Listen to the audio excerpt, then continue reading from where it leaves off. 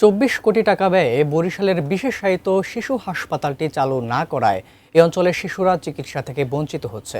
Doctor, nurse সহ জনবল নিয়োগ না করায় এ হাসপাতালটি চালু করা হয়নি। বরিশাল শিশু হাসপাতাল থেকে সর্বশেষ অবস্থা জানাচ্ছেন আমাদের বরিশাল প্রতিনিধি মোহাম্মদ হুমায়ুন কবির। হুমায়ুন, দীর্ঘদিন ধরে তো এই সমস্যাটি চলে আসে, আসলে হাসপাতাল কর্তৃপক্ষ এই ব্যাপারে কি বলছে? হ্যাঁ, আপনি যেমনটা বলছিলেন যে আসলে এখানে এখনো যেহেতু জনবলে নিয়োগ করা হয়নি, যন্ত্রপাতি আসবাবপত্র কিছুই এখানে সরবরাহ করা হয়নি। এবং আমি কিছুক্ষণ আগে এটি যে দায়িত্বরত যারা এই প্রতিষ্ঠানটি নির্মাণ করেছে গণপূর্ত বিভাগের নির্বাহী প্রকৌশলীর সাথে কথা বলেছি। তিনি বলেছেন যে হাসপাতালে এখনো ডাক্তার, নার্স এবং পরে জনবল নিয়োগ করা হয়নি।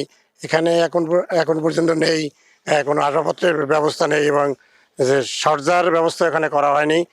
সার্বিক দিক থেকে আমরা বলতে পারি যে এই হাসপাতালটি চালু করার মতো পরিবেশ এখনও সৃষ্টি হয়নি। এবং আমি রয়েছি এই হাসপাতালের সামনেই। এখানে এখনও কাজ চলছে। এবং আরেকটি জিনিস আমি বলে রাখি, আপনি দেখতে পাচ্ছেন যে এখানে এখনও কাজ চলছে, ঘষা মাজার কাজ চলছে। এবং হাসপাতালটি 17 সালে নির্মাণ কাজ শুরু করে 19 সালে শেষ হওয়ার কথা। তা নির্ধারিত সময় তারা শেষ করতে পারেনি। তারপরও এই যে হাসপাতালটি এখন যে চালু করার জন্য যে যে যে সমস্ত ব্যবস্থা থাকা উচিত সেই ব্যবস্থাও এখানে এখন নেই। তারপরও চেষ্টা করছে কর্তৃপক্ষ। এবং হাসপাতালটি কারা পরিচালনা করবেন তাও এখনও নির্ধারিত হয়নি আমরা জানতে পেরেছি। হাসপাতালের ভবন আছে, ভবনটি এখানে শুধু দাঁড়িয়েছে এবং আমরা বলতে পারি যে এটি পরিত্যক্ত অবস্থায় আছে বলা চলে, কারণ যেহেতু এটি চালু হয়নি। এবং আরেকটি জিনিস আমি বলতে পারি, হাসপাতালদের নির্মাণ কাজ মূলত সম্পূর্ণ এখনো হয়নি, জলসাধ্য এখনো হয়নি। এবং আমরা দেখছি যে হাসপাতালের বিভিন্ন জায়গায় সামান্য পরিমাণ ফাটল ধরেছে, সেটি আমরা দেখতে পেরেছি। হয়তো কাজের মানের ব্যাপারেও এটি হতে পারে, কিন্তু নির্বাহী প্রকৌশলী তিনি আমাকে জানিয়েছেন যে ওইটি হয়ে থাকে।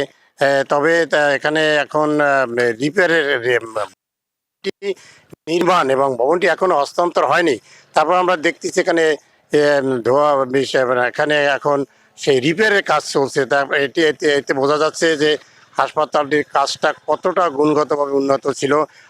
একটা অভিযোগ রয়েছে হাসপাতালটির কাজের যে মানও সেভাবে ভালো ছিল না।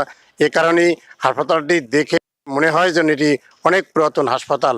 এ কারণেই এখন গণপূর্ত বিভাগ এটি এখন আবার এখানে রিপেয়ার সহ ঘষা মাজার কাজ তারা করছে। আর ইতিমধ্যে আপনি জানেন যে হামে আক্রান্তের সংখ্যা দিন দিন বৃদ্ধি পাচ্ছে। এবং বরিশাল শেরেবাংলা মেডিকেল হাসপাতালে মাত্র 40টি বেড, সেখানে প্রতিদিন শিশু ভর্তি থাকে প্রায় 150 থেকে 200। এ কারণে সেখানে চিকিৎসা কার্যক্রম বিঘ্নিত হচ্ছে। তারপরে হাসপাতালটি চালু করা নেই। তবে বরিশালবাসীর দাবি জরুরি ভিত্তিতে বরিশালের এই শিশু হাসপাতালটি চালু করা হোক। এই